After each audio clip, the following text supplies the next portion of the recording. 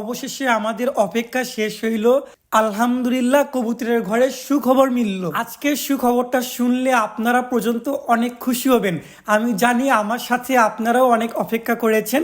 তো আমি বলবো তার আগে আমি আমাদের কবুতরগুলোকে বাইরে বের করি, ওদেরকে খাবার দিই। তো কবুতরের খাবারের জন্য আমি মিক্সার নিচ্ছি। মিক্সারটা নিয়ে আমি এই যে ছাদের উপর দিয়ে দিচ্ছি। মাশাআল্লাহ, কি সুন্দর এক এক করে বের হয়ে আসতেছে, ওরা খাচ্ছে।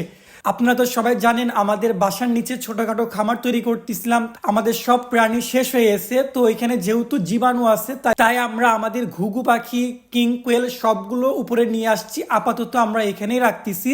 তো এখন আমি আপনাদের সুখবরটা দেখাবো। এই যে মাশাআল্লাহ, সবাই কিন্তু দেখার সাথে সাথে কমেন্ট বক্স আগে মাশাআল্লাহ লিখেন।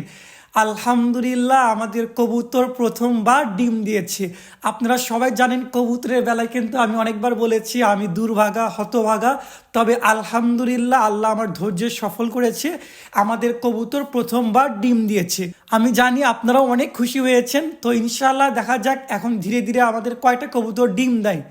পরবর্তী ভিডিওতে ইনশাআল্লাহ দেখাবো। আজকের জন্য বিদায় নিলাম। আসসালামু আলাইকুম।